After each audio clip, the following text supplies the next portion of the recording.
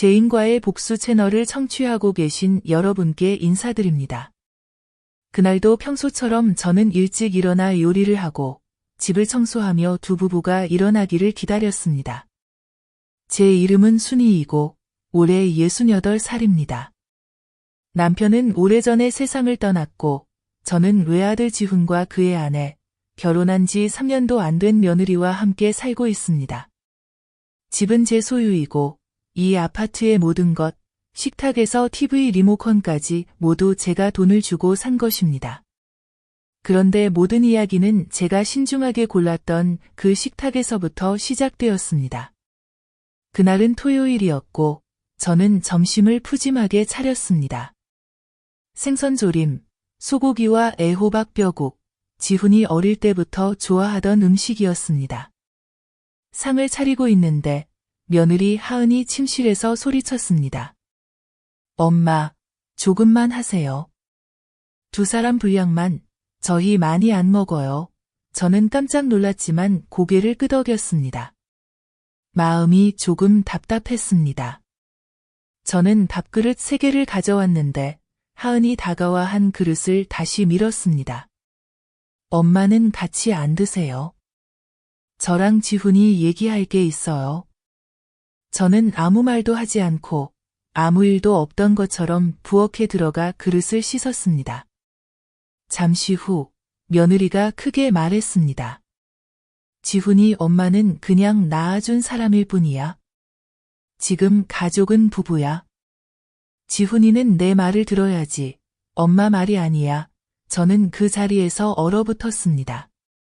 그 말은 더 이상 거리낌 없이 크게 들렸습니다. 지훈이는 조용히 고개를 숙이고 밥만 퍼담을 뿐 아무 말도 하지 않았습니다. 제 가슴이 뚜렷하게 아팠습니다. 며느리의 무례함 때문이 아니라 제가 직접 키운 아들이 저를 귀찮게 여기는 듯한 시선을 피하는 것이 더 아팠습니다. 저는 돌아서서 조용히 간장 종지를 식탁에 올렸습니다. 하은이 눈을 부라리며 말했습니다. 엄마, 간장 너무 많이 따랐어요. 우리 짜게 먹다가 쓰러지길 바라세요. 저는 할 말을 잃고 손이 떨렸습니다. 지훈이는 여전히 아무 말도 없이 국만 휘젓고 있었습니다. 식탁 위의 분위기는 얼음처럼 차가웠습니다. 저는 억지로 밥을 삼켰지만 목이 막혀 두세 숟가락만 먹고 일어섰습니다. 엄마 배불러. 너희 둘이 더 먹어. 저는 방으로 들어가 문을 잠그고 멍하니 앉았습니다. 남편의 제사상 위에 향은 아직 타고 있었습니다. 저는 그 앞에 앉아 남편의 영정사진을 뚫어져라 바라보았습니다. 머릿속에는 뜨거운 피가 소용돌이쳤습니다. 그날 밤, 저는 밥도 먹지 않고 제사상 앞에 밤늦게까지 앉아 있었습니다. 제 마음은 아무도 모르게 조금씩 갈라지고 있었습니다. 제가 비 오는 날 안고 뛰어다녔던, 아플 때 죽을 떠먹여 주었던 그 아들은 이제 아내가 저를 모욕해도 조용히 앉아 있을 뿐 입을 열지 못했습니다. 저는 밤을 꼬박 새웠습니다. 새벽 4시쯤 저는 침대 및 서랍에서 등기권리증, 통장, 부동산 서류를 모두 꺼냈습니다.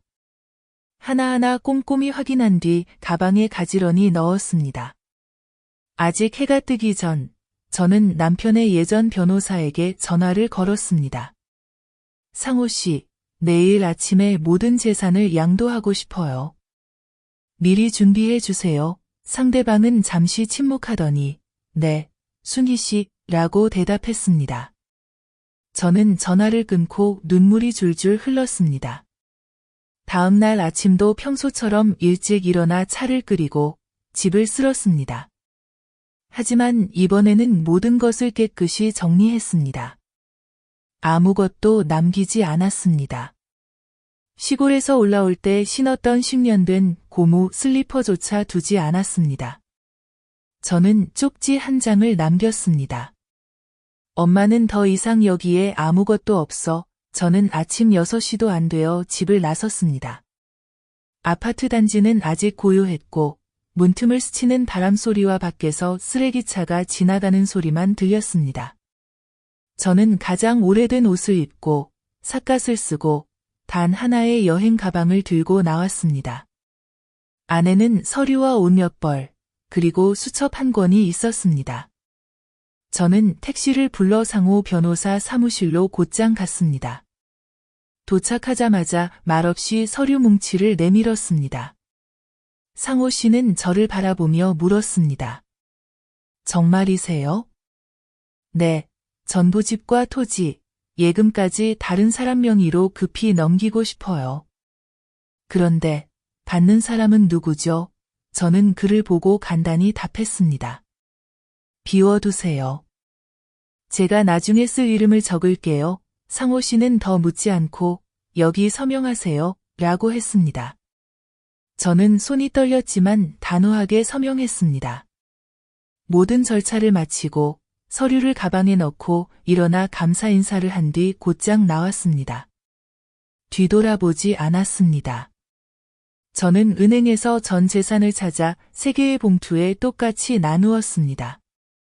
하나는 앞으로의 생활비, 하나는 변호사에게 맡겨두었고 나머지 하나는 아직 어디에 쓸지 모르겠지만 이 생에서 가장 의미 있는 일에 쓰기로 했습니다. 그날 저녁, 저는 여전히 집에 돌아왔습니다. 아무 일도 없었던 것처럼 간단한 저녁을 차려 3사람 몫으로 상을 차렸습니다. 지훈이 늦게 퇴근해 지친 얼굴로 구겨진 셔츠를 입고 들어왔습니다. 밥상을 보고 엄마, 오늘 밥 일찍 하셨어요? 라고 물었습니다. 저는 조용히 응, 먹어라 라고만 했습니다. 하은은 방에서 나와 찡그리며 엄마, 오늘 뭐 해요? 점심에 제가 배달시킨다고 했잖아요. 라고 말했습니다. 저는 대답하지 않고 조용히 국을 그릇에 떠주었습니다. 손은 떨렸지만 얼굴은 무섭도록 담담했습니다. 제 마음은 어제 아들이 침묵하는 모습을 보고 이미 모든 결정을 내렸습니다. 밥이 나오자마자 하은은 앉자마자 불평을 시작했습니다. 생선조림이 이렇게 짜면 어떻게 먹어요? 엄마는 우리가 싱겁게 먹는 거 모르세요? 저는 젓가락을 내려놓고 아무 말도 하지 않았습니다. 지훈은 어색하게 그만해, 먹자. 엄마가 해줬잖아, 라고 했습니다. 하지만 하은은 국그릇을 바닥에 내던졌습니다. 이런 비린내 나는 걸 어떻게 먹어요? 엄마는 요리할 줄 알아요? 아니면 엄마라는 이유로 마음대로 요리해서 우리가 다 먹어야 한다고 생각하세요? 저는 바닥을 내려다봤습니다. 국물이 여기저기 흩어졌고 깨진 그릇 조각이 제 발을 아프게 찔렀지만 소리 내지 않았습니다. 저는 일어나 방으로 들어갔습니다. 아무도 저를 붙잡지 않았습니다. 저는 아주 천천히 한 걸음 한 걸음 마치 제 자신을 외아들의 인생에서 떠나보내는 것처럼 걸었습니다. 그날 밤 저는 여행 가방을 침대 밑에 두고 남편이 생전에 쓰던 낡은 매트리스에 누워 천장을 멍하니 바라봤습니다. 속삭였습니다. 여보, 나 갈게요. 나에겐 여기 더 이상 아무것도 없어. 다음날 새벽, 비가 부슬부슬 내렸습니다. 저는 문을 열고 조용히 밖으로 나왔습니다. 아무런 소리도 남기지 않았습니다. 두 부부가 일어났을 때 엄마 어디 갔지? 지훈이 집안을 돌아다니며 불렀지만 아무도 대답하지 않았습니다. 부엌은 텅 비어 있었고 가스레인지 위에 냄비 하나조차 남아있지 않았습니다. 하은은 금고를 열고 소리쳤다. 세상에. 아무것도 남지 않았어. 엄마가 오빠랑 공동 명의로 해둔 적금 통장은 어디 있어? 지훈은 휴대폰만 들여다보며 은행 앱을 열었다. 화면에는 선명하게 떴다. 잔액, 0원. 둘은 집안 구석구석을 뒤지기 시작했다. 집문서? 보이지 않는다. 공동 계좌? 텅 비었다. 그들은 차가운 집 한가운데 멍하니 서 있었다. 식탁 위에는 종이 한 장만 붙어 있었다. 이제 엄마는 여기 아무것도 남기지 않는다. 그 몇 마디가 두 사람의 숨통을 죄는 것 같았다. 지훈은 비틀거리며 의자에 주저앉았고 얼굴은 핏기 하나 없이 창백했다. 하은은 떨리는 손으로 금고를 다시 열었지만 텅 비어 있었다. 그녀는 소리쳤다. 세상에. 그 미친 노파가 다 챙겼잖아. 이 집에 뭐가 남았어? 밖에는 계속 비가 내렸다. 하지만 그들의 마음속에는 진짜 폭풍이 몰아쳤다. 경찰이 불려왔지만 조용히 말했다. 모든 재산은 할머니 명의입니다. 출금과 양도 모두 합법적으로 처리됐습니다. 저희가 개입할 수 없습니다. 지훈은 그 자리에 얼어붙었다. 하은은 바닥에 주저앉아 더듬거리며 말했다. 우리 오빠네 엄마한테 다 뒤통수 맞았어. 내가 시외버스에 올라 도시를 떠날 때 하늘은 아직 안개로 가득했다. 나는 맨 뒷자리를 골라 창가에 몸을 기대고 얼굴을 삿가드로 가렸다. 손에는 낡은 청가방을 꼭 쥐고 있었다. 마치 안에 든 모든 것이 사라질까 두려운 듯이. 하지만 내가 잃을까 두려운 건 돈이나 서류가 아니었다. 이제 곧 홀로 마주할 노년의 세월이 두려웠다. 집에 남은 사람들 이야기는 이웃 복순이의 전화를 통해 들었다. 순희 아줌마, 오늘 아침에 그 부부가 닭 쫓는 개처럼 집안을 헤집고 다녔어요. 지훈이는 얼굴이 하얗고 며느리는 계속 소리만 지르고 나는 조용히 응 하고 대답했다. 집안을 다 뒤졌는데도 아줌마가 안 보이니까 혹시 납치된 줄 알고 경찰까지 불렀다네요. 나는 속으로 피식 웃었다. 납치? 이 나이에 나는 버려질 뿐이지 누가 납치하겠나. 바로 그때 하은은 휴대폰을 켜서 사람을 고용해 나를 찾으려 했다. 하지만 시어머니 돈을 빼내려고 쓰던 부계좌 역시 텅 비어 있었다. 지훈은 그냥 의자에 앉아 이제 엄마는 여기 아무것도 남기지 않는다 라는 문구가 적힌 종이만 바라보고 있었다. 머릿속이 빙빙 돌았다. 어릴 때 엄마는 쪽지에 이렇게 적곤 했다. 밥 꼭 챙겨 먹어라. 엄마는 시장 다녀올게. 이제는 단 한마디만 남기고 떠났다. 그 한마디가 심장을 도려내는 칼날 같았다. 그날 하루 종일 두 사람은 혼이 빠진 사람처럼 지냈다. 가족, 친척에게 전화해 내가 고향에 갔는지 물었지만 아무도 몰랐다. 이웃은 말했다. 순희 할머니가 새벽에 캐리어 끌고 택시 타는 걸 봤어요. 멀리 가신 것 같아요. 지훈은 예전에 아버지 땅 문제를 맡았던 변호사 상호에게 전화해봤다. 하지만 상호는 전화를 받지 않았다. 해질 무렵 지훈은 다시 엄마에게 전화했다. 서비스가 일시적으로 정지되어 있습니다. 계속 걸어도 서비스가 일시적으로 정지되어 있습니다. 그때 하은이 서재에서 뛰어나오며 낡은 등기부등본을 들고 소리쳤다. 이 집 엄마 혼자 명의야. 난 남편이 공동 소유인 줄 알았는데. 지훈은 말문이 막혔다.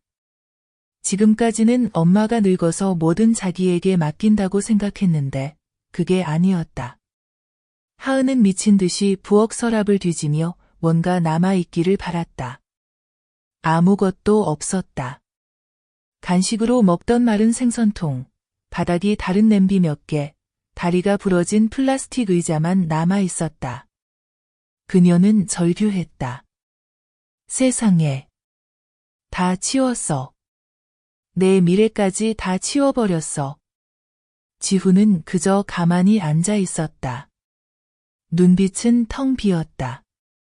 누구도 그를 욕하지 않았다. 누구도 그를 때리지 않았다. 그러나 생전 처음으로 그는 자신이 버려졌다고 느꼈다. 마치 자기 집에서 길 잃은 아이처럼. 그날 밤 아무도 밥을 짓지 않았다. 두 사람은 배를 고르며 침대 양쪽에 누웠지만 아무 말도 하지 않았다. 수면등만 깜빡였다. 지훈은 눈을 뜨고 천장을 바라봤다. 엄마 품에 안겨 잠든 마지막 순간이 떠올랐다. 그때는 11살, 열이 펄펄 나서 엄마, 나 버리지 마, 라고 중얼거렸다. 엄마는 밤새 곁에서 찬 수건으로 열을 식혀주고 죽을 한 숟갈씩 떠먹여줬다. 이제는 불러도 엄마는 더 이상 거기 없다. 그리고 다시는 예전처럼 되지 않을 것이다. 다음 날 아침 초인종이 울렸다. 변호사 상호였다. 몇 가지 변경 사항을 알리러 왔습니다. 하은은 급히 달려나갔다. 말해요. 이 진명이가 누구예요? 상호는 서류 가방에서 새 서류를 꺼냈다. 내 서명이 아직도 선명했다. 순희 씨는 이 집과 토지 등 모든 재산을 이미 매각하셨습니다. 양수인은 가족이 아닌 외부인입니다. 모든 절차는 합법적으로 이루어졌습니다. 지훈은 더듬거리며 물었다. 우리 엄마가 팔았다고요? 상호는 고개를 끄덕였다. 돈은 모두 인출됐고 은행 계좌도 이미 해지됐습니다. 하은은 믿지 못하겠다는 듯 소리쳤다. 그럼 난 빈털털이야?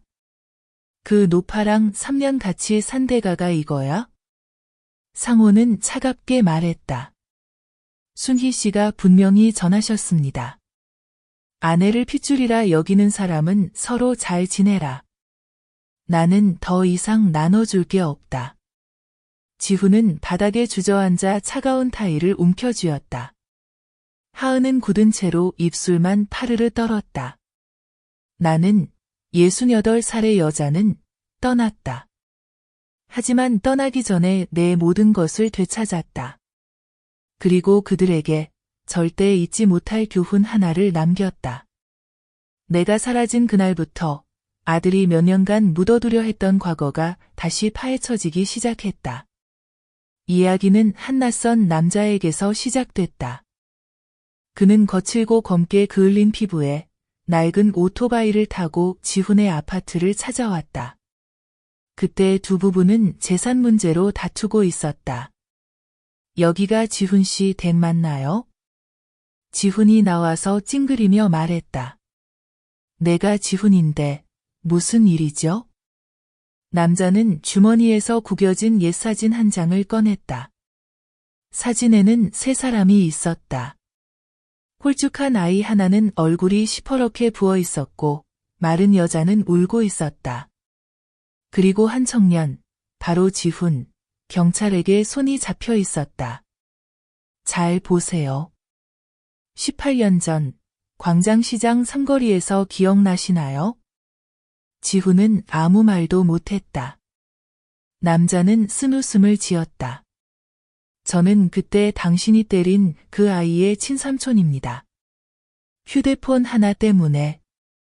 그 애는 석 달을 병원에 있었고 지금도 다리에 장애가 남아 있습니다.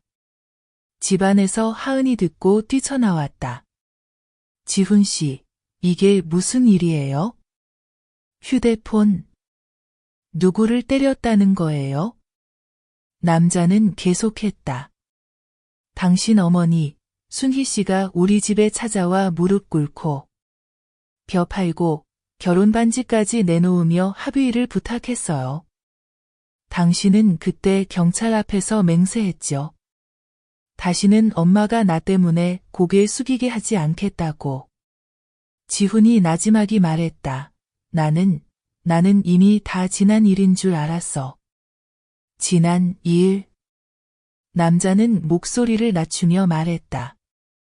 내 아이가 방금 신문을 읽다가 순희 씨가 모든 재산을 팔고 집을 떠났다는 소식을 봤어. 아이가 내게 물었지. 그분 아직 살아 계세요? 아직도 자기 친아들이 한마디도 못할 때 그 여자가 아이를 안고 사과했던 그 여자를 기억하고 있으니까. 지훈은 멍하니 서 있었다. 남자는 그의 눈을 뚫어지게 바라보며 말했다. 나는 돈이 필요 없어. 단지 내게 상기시켜주러 왔어. 어떤 은혜는 기억하지 않으면 인간으로서도 온전하지 못해. 그는 차 시동을 걸고 떠났다. 집안에는 혼란만이 남았다. 하은은 사진 뭉치를 바닥에 내던졌다. 이런 사람이랑 내가 같이 산 거야? 범죄 저지르고 엄마한테 빚을 떠넘기고 남을 불구로 만들고? 지훈은 의자에 털썩 주저앉아 두 손으로 머리를 감쌌다. 엄마는 나 때문에 무릎 꿇은 적도 있잖아. 그 말에 방 안이 몇 도나 차가워졌다. 하은은 남편을 혐오스러운 눈빛으로 바라봤다. 믿을 수 없어. 내가 이렇게 한심한 인간일 줄이야. 지훈은 반응도 하지 않았다. 얼굴은 영혼이 빠진 듯 멍했다. 그날 밤 그는 혼자 발코니에 앉았다. 처음으로 나는 내 아들이 부끄러움을 알게 됐다는 걸 믿었다. 하지만 이미 늦었다. 일주일 후 집 소유권 이전 통지서가 공식적으로 도착했다. 새 주인은 15일 안에 집을 비우라고 요구했다. 하은은 미쳐버릴 듯 소리쳤다. 나 안 나가.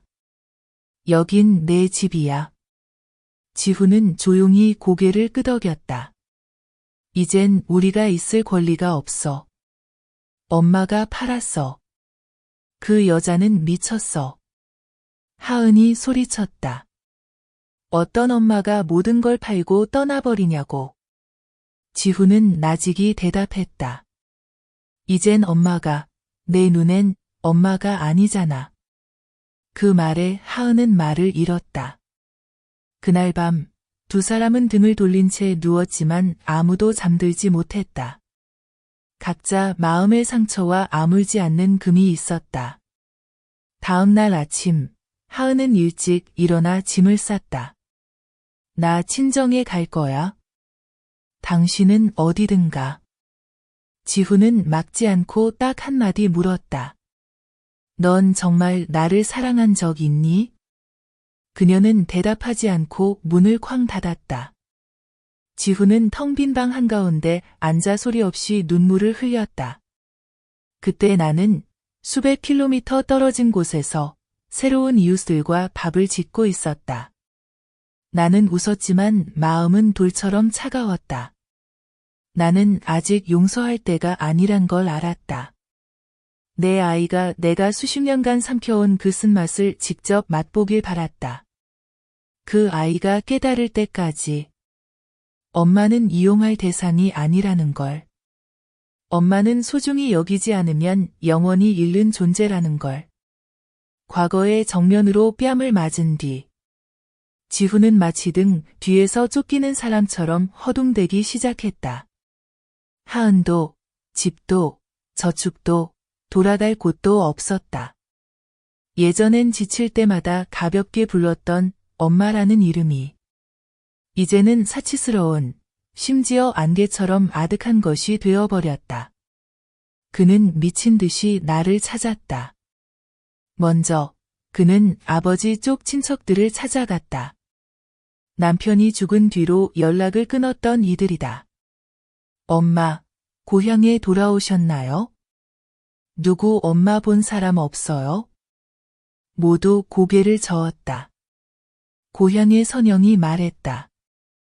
순희 아줌마 가셨어요. 얼마 전 전화했더니 살아있는 것만으로도 됐으니 아무도 찾지 말라고 하시더라고요. 지훈은 그 말을 듣고 마당 한가운데서 멍하니 섰다. 그는 옛 이웃들도 찾아갔다. 누군가 말했다.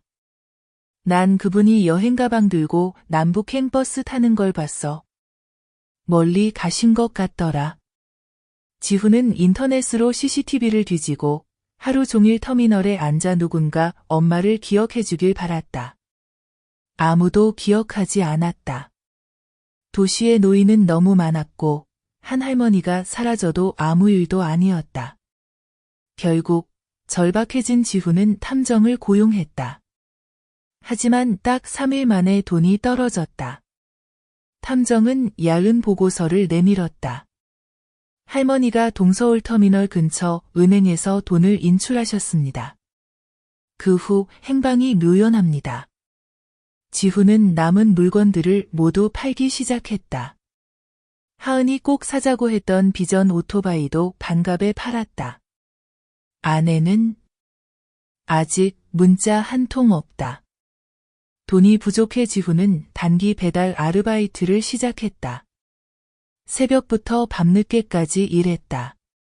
하지만 마음은 한시도 편치 않았다.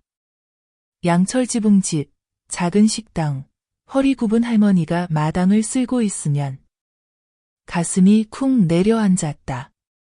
어느 날 밤 그는 하숙집 근처 절에 들러 향을 피웠다. 엄마가 살아 계시면 제발 용서해 주세요. 엄마가 이미 떠나셨다면 꿈에서라도 한 번만 뵙게 해주세요. 말하며 그는 고개를 떨구고 어깨를 떨었다. 주지 스님이 물 한 잔을 내밀며 조용히 말했다. 어떤 어머니들은 한 번 떠나기로 결심하면 두 발로는 돌아오지 않아. 마음으로만 돌아오지. 자네는 그 마음을 볼 수 있는 심장이 남아있나? 지훈은 이해하지 못했지만 그 말을 기억했다. 며칠 뒤 복권을 파는 여자아이가 그에게 다가와 손가락질했다. 아저씨, 저기 꽃시장 입구에 늘 앉아있는 할머니가 아저씨랑 많이 닮았어요. 지훈은 놀라 물었다. 어떤 할머니? 뭐 파시는 분이야? 아니요. 아무것도 안 팔고 그냥 채소 다듬고 바구니 짜고 계세요. 되게 착한 할머니예요. 지훈의 심장이 쿵쾅거렸다. 그는 급히 꽃시장으로 달려갔다. 시장은 북적였고 사람들은 분주했다. 하지만 엄마와 닮은 사람은 없었다. 그는 구석구석을 돌며 사진을 보여주고 물었지만 모두 고개를 저었다. 마지막에 한 할머니가 말했다. 며칠 전에 저런 할머니가 일자리 구하러 왔다가 여기 분위기랑 안 맞는다고 그냥 가셨어.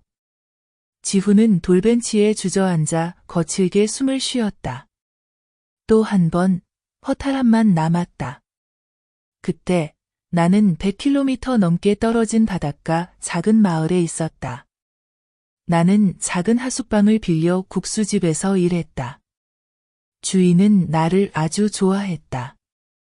까다롭지만 귀여운 할머니라 불렀다. 새벽 4시에 일어나 육수를 끓이고 채소를 씻고 테이블을 닦았다. 힘든 일도 불평하지 않았다. 그들은 내 과거를 몰랐다. 나는 모든 연락을 끊었다.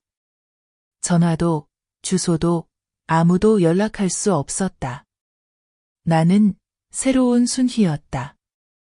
더 이상 엄마도, 집주인도, 며느리가 나를 남처럼 욕할 때 아들을 바라만 보던 사람도 아니었다. 나는 한때 자식의 그늘이었고 그가 기대던 곳이었다. 이제 나는 낯선 사람이다. 그리고 낯선 사람은 더 이상 희생하지 않는다. 그리고 내 이야기를 계속하기 전에 제인과의 복수 채널에서 감동적이고 깊이 있는 가족 이야기를 놓치지 않도록 좋아요, 구독, 알림 설정 꼭 부탁드립니다. 경청해주신 모든 분들께 감사드립니다. 이제 내 이야기로 다시 돌아가겠다. 내가 머물기로 선택한 곳은 이름도 낯설고 아무도 기억하지 못하는 아주 작은 해변 마을이었다. 방은 10평방미터 남짓 좁았고 벽은 오래되어 얼룩졌으며 큰 바람이 불 때마다 지붕의 양철이 요란하게 울렸다. 하지만 적어도 여기서는 아무도 내가 지훈의 엄마라는 걸 몰랐다. 아내를 어머니보다 더 생각하고 어머니가 국그릇을 엎어버려도 한마디도 하지 않았던 그 아들을. 나는 어시장 근처의 허름한 식당에 일자리를 구했다. 주인 할머니 이름은 60이 넘은 건장한 분이었고 말소리가 우렁찼다. 나를 보더니 딱 한 가지만 물었다. 고생할 수 있겠어? 나는 고개를 끄덕였다. 그럼 됐어. 새벽 4시에 요리하고 오후엔 설거지, 저녁엔 청소. 월급은 적지만 새끼 밥은 준다. 할 수 있겠어? 나는 또 고개를 끄덕였다. 그날부터 나는 부엌일을 돕는 순희가 되었다. 아침이면 일찍 일어나 육수 끓이고 채소를 씻었다. 내 손은 금세 굳고 손톱에서는 항상 파와 생선 냄새가 났다. 점심엔 손님들에게 밥을 나르고 누가 무엇을 시키든 마다하지 않았다. 저녁엔 정리하고 다락방에 올라 누워 천장을 보며 한때 도시에서 가졌던 집을 떠올렸다. 더 이상 슬프지 않았다. 눈물도 없었다. 오직 내가 꾸준히 써내려가는 작은 노트 한 권만 있었다. 그 안에 나는 이렇게 적었다. 1일차, 그릇 50개 넘게 씻음. 아무도 나를 나무라지 않음. 5일차, 손님이 순희 아주머니, 간장 좀 더 주세요, 라고 부름. 괜히 기분이 좋아짐. 11일차, 아무도 내게 자식 있냐고 묻지 않음. 다행, 나는 여전히 지훈을 잊지 못했지만 마치 그 아이를 낳지 않은 사람처럼 살려고 애썼다. 어느 날, 한 노인이 밥을 사러 들어왔다. 그분은 나를 한참 바라보다가 혀를 찼다. 혹시 옛날 종로초 다니던 순희 아니요? 나는 놀라 그를 바라보았다. 병수 아저씨, 그가 고개를 끄덕이며 웃었다. 자세히 보니 알겠네. 그때 내가 아주머니를 참 좋아했는데 아주머니는 너무 도도했지. 나도 모르게 웃음이 터졌다. 오랜만에 진짜 웃음이 입에서 흘러나왔다. 병수는 오래전에 은퇴했고 아내도 세상을 떠나 혼자 산다고 했다. 그는 자주 식당에 들렀다. 가끔은 나에게 한마디 묻고 그냥 가기도 했다. 순희, 그때 나 안 아쉬웠어? 아니, 내 인생이 더 아쉬워. 내 대답에 그는 조용해졌고 먼 곳을 바라보았다. 그날 이후 그는 자주 와서 내 일을 도와주었다. 채소를 다듬고 수도꼭지를 고치고 찢어진 바구니를 묶어주었다. 어느 비 오는 저녁 나는 부엌에서 쓰러졌다. 식당 주인 할머니가 놀라 경수에게 나를 병원에 데려가 달라고 부탁했다. 응급실 침대에 누워 깨어나니 그가 곁에 앉아 있었다. 얼굴이 일그러져 있었다. 나 정말 놀랐잖아. 나는 조용히 말했다. 이제 나이 들었으니 뭐가 무섭겠어. 경수가 내 손을 잡으며 부드럽게 말했다. 순희, 허락해준다면 남은 날들 당신을 돌보고 싶어. 나는 그의 손을 뿌리쳤다. 날카롭지는 않았지만 단호하게 말했다. 이제 나는 누구를 위해 살지 않아. 나는 내가 왜 죽지 않았는지 기억하려고 살 뿐이야. 내 말에 그의 눈에 눈물이 고였다. 그는 고개를 돌리고 침묵했다. 그날 밤 나는 방에 돌아와 작은 탁자에 향을 피웠다. 빨갛게 타는 향을 바라보며 나는 옛 부엌과 남편의 재단, 며느리가 나를 모욕한 뒤 고개 숙인 지훈의 눈빛을 떠올렸다. 나는 노트에 한 줄 더 적었다. 23일차, 누가 청혼했다. 거절했다. 나는 이미 외로움의 아내다. 그날 이후 매일 밤 작은 발코니에 앉아 조용한 검은 바다를 바라보았다. 나는 상상했다. 어딘가에서 지훈이 혼자 국수를 먹고 있을 거라고. 그 아이는 모른다. 자기를 낳은 사람이 지금은 부엌일을 하며 다락방에서 자고 아프지도 약해지지도 못하며 산다는 걸. 하지만 그 아이는 아직도 엄마가 살아있다는 것도 모른다. 단지 다른 사람으로 살아가고 있다는 것뿐이다. 더 이상 엄마라는 이름이 아닌 사람으로. 어느 쌀쌀한 아침 아침 식사 후 그릇을 닦고 있는데 식당 주인 네 할머니가 작은 쪽지를 건넸다. 누가 당신에게 전해달래. 이름은 안 적었어. 나는 손을 닫고 쪽지를 펼쳤다. 익숙한 글씨였다. 지훈의 글씨였다. 엄마, 나는 여러 고장을 돌며 수없이 많은 사람들에게 물어 이 마을을 찾아냈어요. 엄마, 제발 딱 한 번만 만나주세요. 엄마가 원치 않으면 다시는 안 올게요. 하지만 제발 딱 한 번만 무릎 꿇고 용서를 빌게 해주세요. 엄마를 만나야 내가 아직 살아있다는 걸 알 수 있을 것 같아요. 내 심장이 조여왔다. 나는 쪽지를 접어 주머니에 넣었다. 아무에게도 말하지 않았다. 하지만 그날 하루 종일 머릿속이 실타래처럼 엉켜 있었다. 밥을 나르며 손이 떨리고 그릇을 닦다 2개나 깨뜨렸다. 밤이 되어 손님들이 모두 돌아간 뒤 나는 부엌에 혼자 앉아 있었다. 경수가 조용히 들어와 찻잔을 내려놓았다. 아들이 찾아왔구먼. 나는 대답하지 않았다. 이제 어쩔 거야? 아직 모르겠어. 용서해, 순이야. 그 애가 자격이 있어서가 아니라 내가 살아가기 위해서 용서하는 거야. 나는 눈시울이 붉어져 그를 바라보았다. 나는 내가 약해질까 봐 두려워. 그는 천천히 고개를 끄덕이며 일어섰다. 그럼 평생 마음을 닫고 살 거야? 나는 밤늦도록 앉아 노트에 적었다. 31차. 그 아이가 나를 찾아냈다. 나는 도망쳐야 할지, 기다려야 할지 모르겠다. 다음 날 아침, 나는 평소보다 더 일찍 시장에 갔다. 장을 보러 간 게 아니라 지훈을 피하고 싶어서였다. 그런데 시장 입구에 도착하자마자 그 애가 서 있었다. 여인 얼굴, 움푹 들어간 2눈, 헝클어진 머리.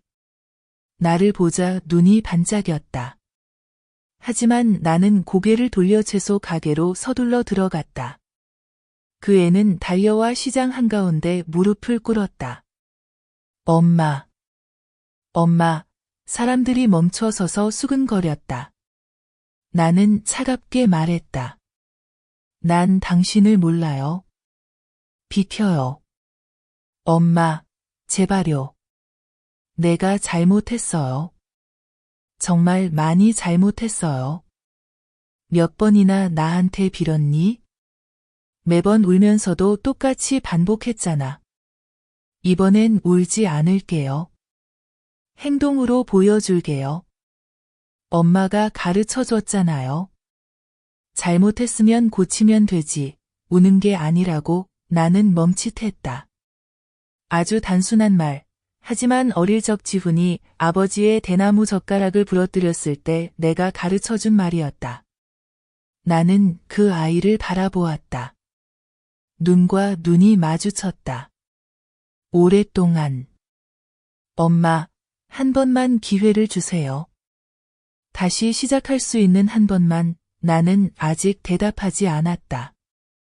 그저 조용히 돌아섰다. 하지만 이번엔 예전처럼 빠르게 걸을 수가 없었다. 그날 밤, 경수가 내게 소포를 건넸다. 지훈이가 나한테 보내달랬어. 나는 소포를 열었다.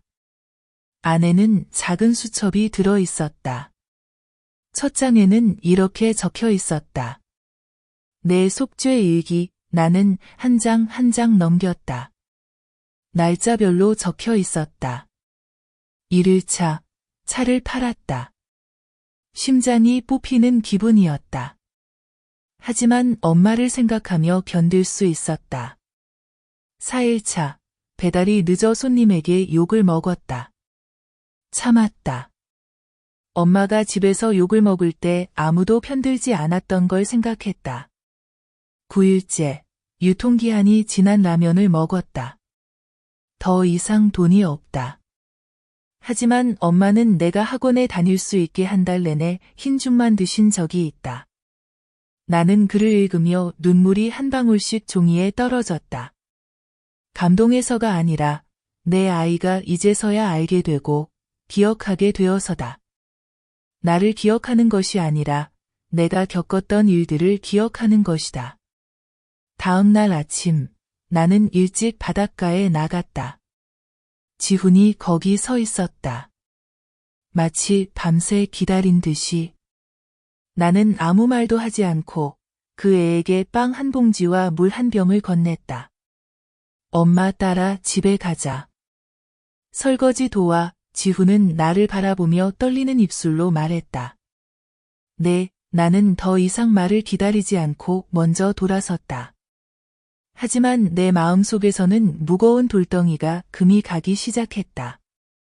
용서가 아니라 그저 그 애에게 기회를 주는 것이다.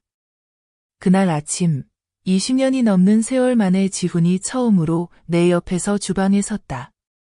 나는 그 애에게 채소 바구니를 건네며 짧게 말했다. 깨끗이 씻어. 손님이 흙먹으면 안 돼. 지훈은 고개를 끄덕이며 아무 말도 하지 않았다. 나는 국물을 뜨고 간을 맞추고 평소처럼 손을 놀렸다. 하지만 눈은 계속 그 애를 흘끗거렸다. 한때 노트북을 부드럽게 다루던 손이 이제는 모호하게 떨리며 공심채를 쥐고 있었다. 물이 옷에 튀고 바닥에 흘렀다. 나는 혼내지 않고 한숨만 쉬었다. 천천히 해, 꼼꼼하게. 서두르지 마, 지훈이 작게 말했다.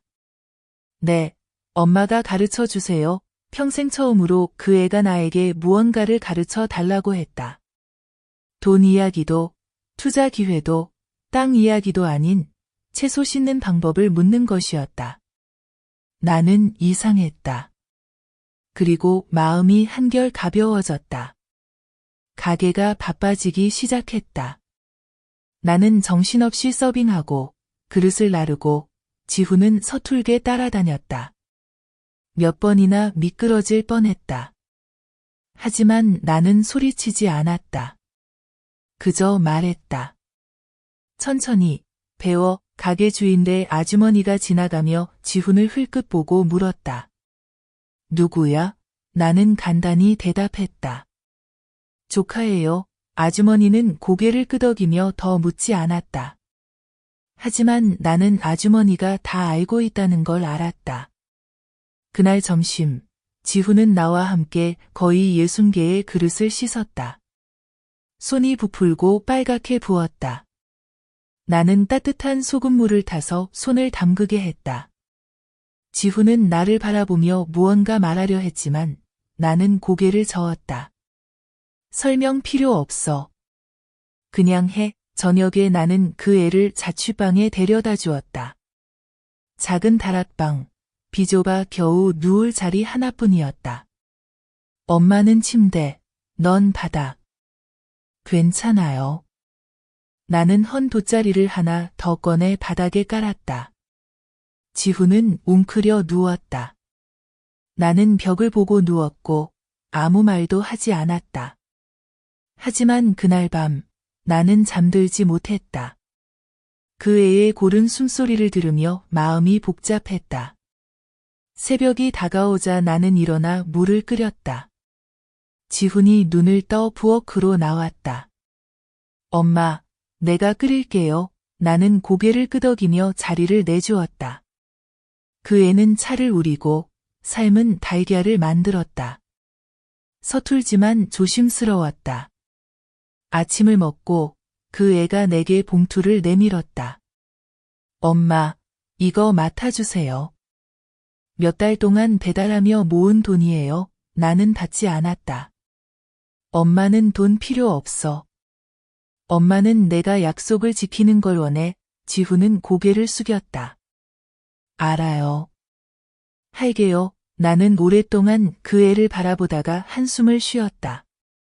그럼 내일은 일찍 일어나. 빵집에 가서 배우게 해달라고 해. 지훈이 고개를 들었다. 저, 빵 배우러 가요? 그래, 처음부터 시작해. 이제 막 자라는 청년처럼. 엄마는 도와주지 않아. 그냥 지켜볼 뿐이야. 넘어지면 스스로 일어나 지훈은 고개를 끄덕였다. 다음 날 그 애는 빵집에 가서 일자리를 구했다. 빵집 주인은 까다로운 노인이었다. 닭털 빗자루를 흔들며 소리쳤다. 뭘 안다고 배우겠다는 거야? 아직 몰라요. 하지만 더럽고 힘든 건 괜찮아요. 그저 일할 수 있게 해주세요. 노인은 눈을 가늘게 떴다. 순희 씨가 소개했나? 아니요. 저는 그분 아들이에요. 하지만 엄마가 부탁한 건 아니고 제가 직접 왔어요. 노인은 고개를 끄덕였다. 그래, 알겠다. 저녁에 그 애는 집에 돌아왔다. 온몸이 땀에 젖고 손에는 밀가루가 묻어 있었다. 하지만 눈빛은 반짝였다. 엄마, 저 합격했어요. 나는 그저 그래 라고만 답했다. 하지만 마음은 따뜻했다. 그날부터 아침엔 빵집, 점심엔 식당일, 저녁엔 청소를 했다. 일찍 자고 간단히 먹었다. 더 이상 명품 옷도 향수도 없었다. 오직 밀가루와 땀 냄새만 남았다. 나는 조용히 지켜보았다. 아무 말도 하지 않았다. 하지만 매일 밤 나는 밥 한 그릇, 달걀 한 조각, 햄 한 조각을 더 준비했다. 지훈은 남김없이 먹었다. 불평도 투정도 없었다. 어느 날 밤 나는 그 애가 노트를 쓰는 걸 봤다. 뭐 쓰니? 일기요. 엄마가 매일 쓰시니까 저도 써요. 나는 아무 말 없이 방으로 들어갔다.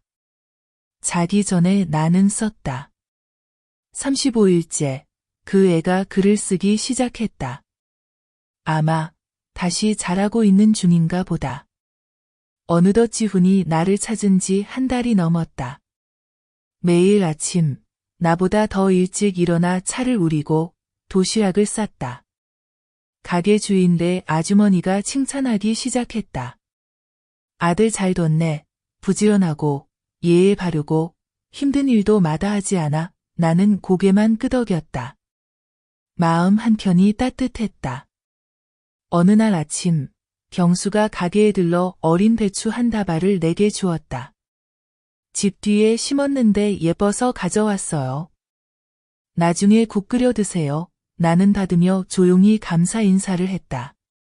경수는 주위를 둘러보고 작은 목소리로 물었다. 지훈이는 이제 어때요? 이제 스스로 잘해요. 나는 아무것도 안 도와줘요. 그렇게 말씀하시지만 매일 밤밥 한 그릇 더 하시잖아요. 나는 입을 꾹 다물고 대답하지 않았다. 오랜만에 나를 이렇게 빨리 알아차린 사람이 있었다. 그날 저녁 밥을 차릴 때 지훈이 주머니에서 종이 한 장을 꺼냈다.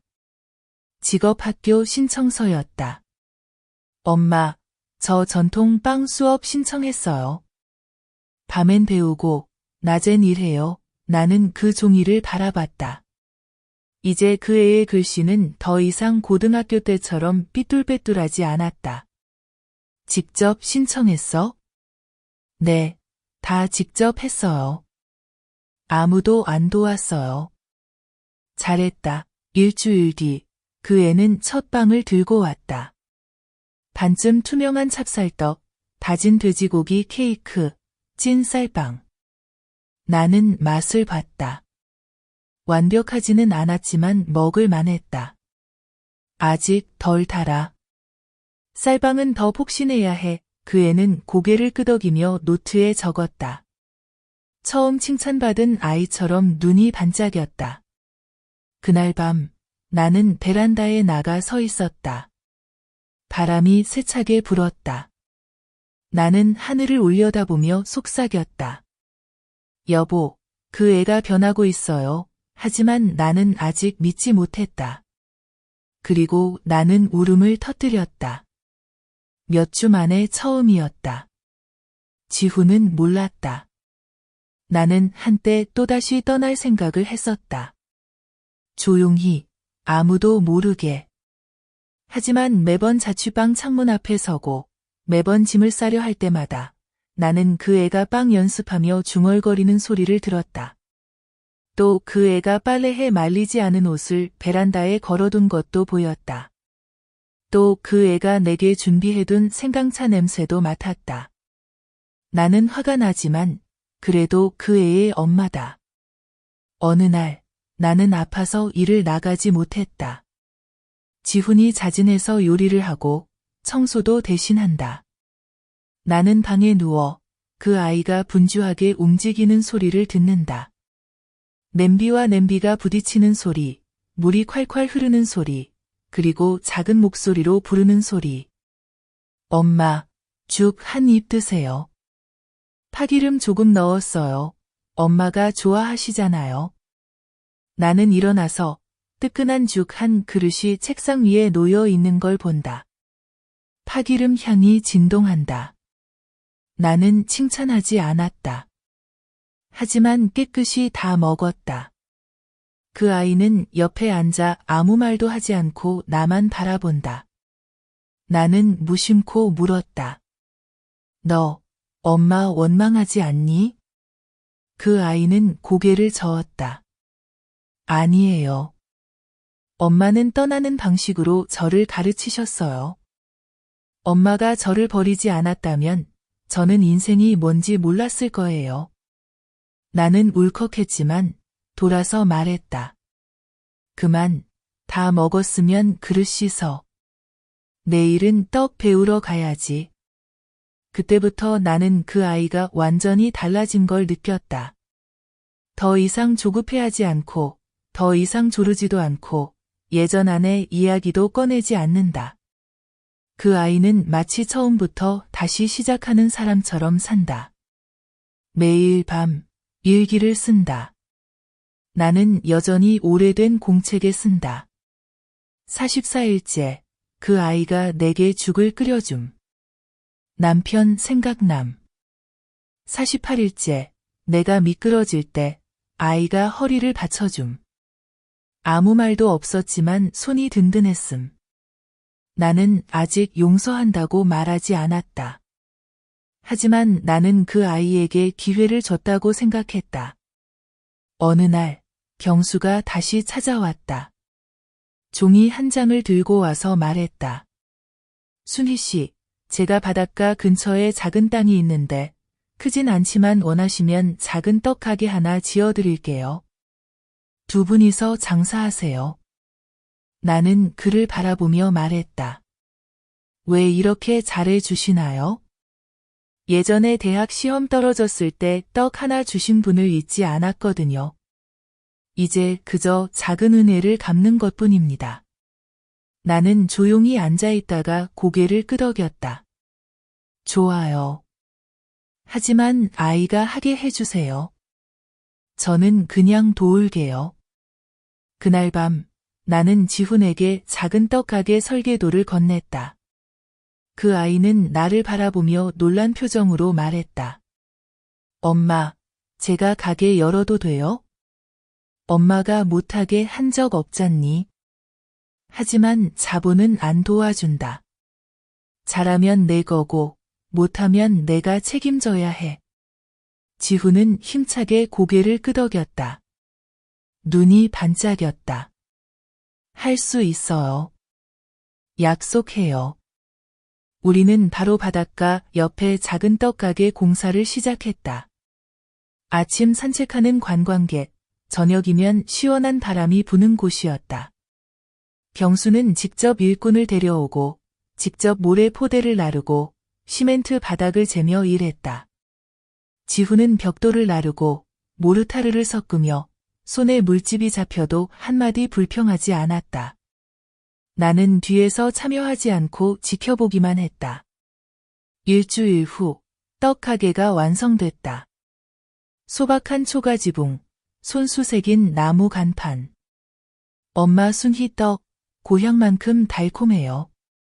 나는 그 글꼴을 보고 코끝이 시큰해졌다. 내가 시킨 문구가 아니었다. 그 아이가 직접 생각하고 직접 한 글자 한 글자 그렸다. 개업날, 날씨가 맑았다. 우리는 첫 번째 떡을 준비했다. 돼지 껍질떡, 잎떡, 구운 쌀떡, 그리고 흰콩죽도 조금 더했다. 지훈은 앞치마를 두르고 카운터 뒤에 서서 손님 한 명 한 명에게 웃으며 인사했다. 네, 이 떡은 제가 만들었어요. 엄마가 가르쳐 주셨어요. 사람들은 한 개 사서 맛을 본 뒤 다시 와서 더 샀다. 누군가는 사진을 찍고 칭찬하며 대량 주문을 물어봤다. 아침이 끝나기도 전에 진열장의 절반 이상이 팔렸다. 경수가 들렀다. 입떡 하나를 들고 먹은 뒤 지훈의 어깨를 두드렸다. 잘했어. 바나나잎 향도 좋고 반죽도 부드럽고 속도 진하네. 계속 이 실력 유지해라. 지훈은 고개를 숙였다. 감사합니다, 아저씨. 나는 뒤에서 떡을 싸며 그 모든 걸 들었다. 내 마음에는 낯선 감정이 올라왔다. 자랑이 아니라 안심이었다. 그날 밤 우리는 다시 하숙방으로 돌아왔다. 지훈이 오늘의 매출 명세서를 내밀었다. 엄마, 오늘 200만 원 가까이 벌었어요. 내일은 바나나 떡도 해볼까요? 엄마 괜찮으세요? 나는 고개를 끄덕였다. 좋아. 하지만 바나나는 적당히 익은 걸로 너무 무르거나 푸르면 안 돼. 네. 그 아이는 수첩을 꺼내 내 말을 한 글자 한 글자 적었다. 조심스럽게. 나는 잠시 침묵하다가 물었다. 너, 하은이 아직 기억하니? 지훈이 멈칫하더니 고개를 저었다. 아니요. 그냥 내가 한때 잘못했다는 것만 기억나요. 그리고 엄마만이 내가 아무것도 없을 때도 날 떠나지 않았다는 거요.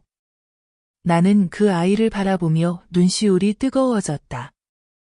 엄마도 한 번 널 떠났잖아. 아니에요. 엄마는 단지 잠시 떠나신 거지. 절 버린 적은 없어요.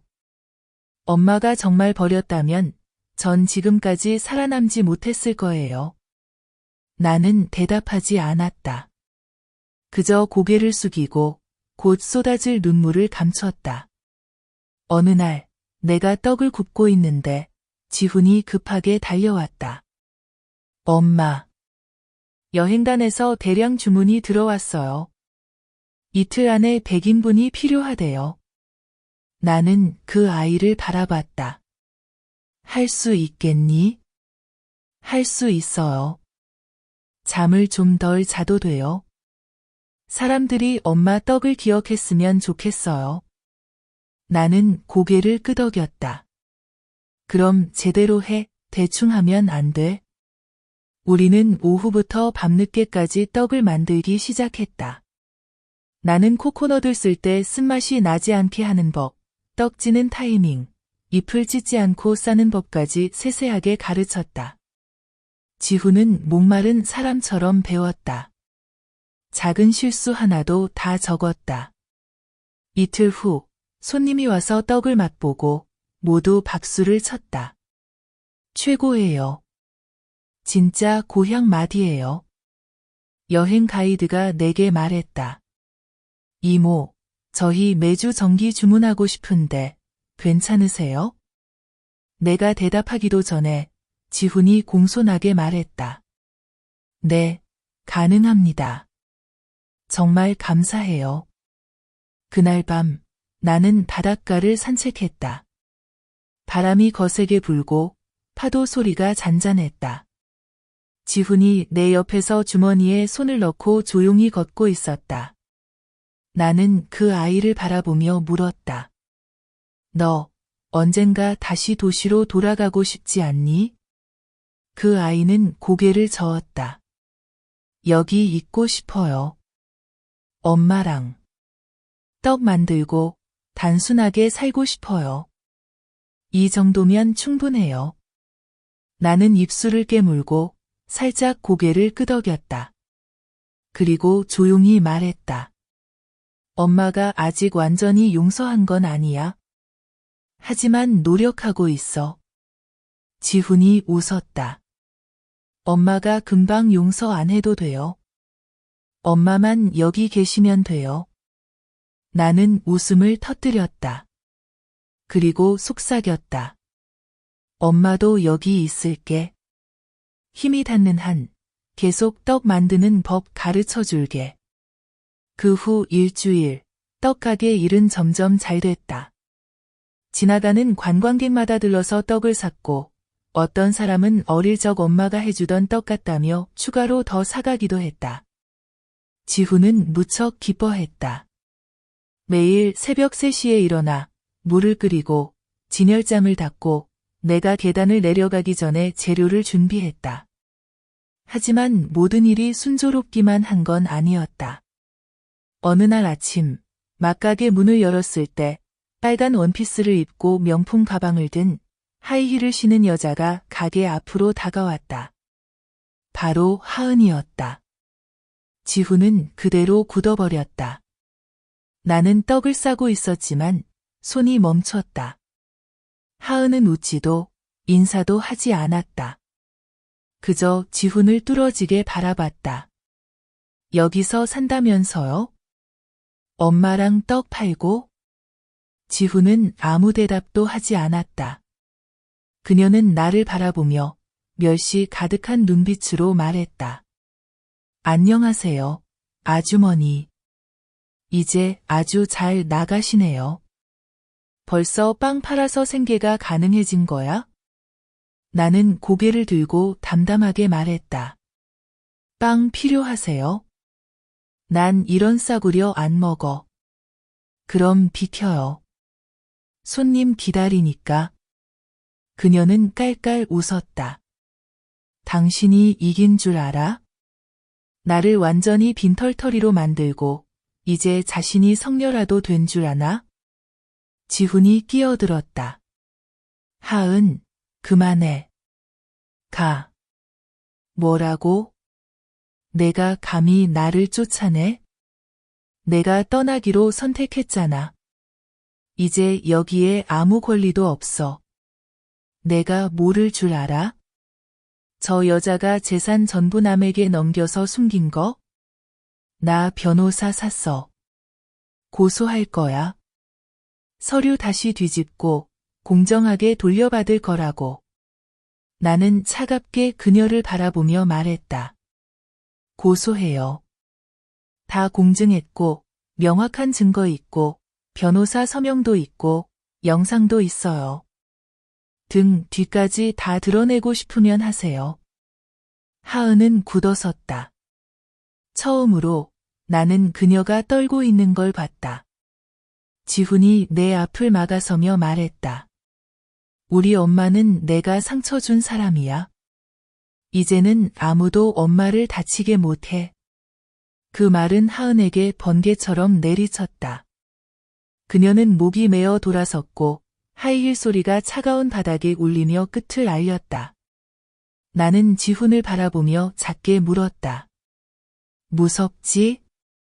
응, 그래도 엄마 잃는 게 더 무서워.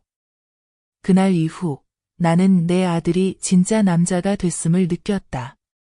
도망치지 않고 피하지 않고 엄마를 지키려 했다. 결과가 어떻게 될지 몰라도 나는 말하지 않았지만 마음속으로 받아들였다.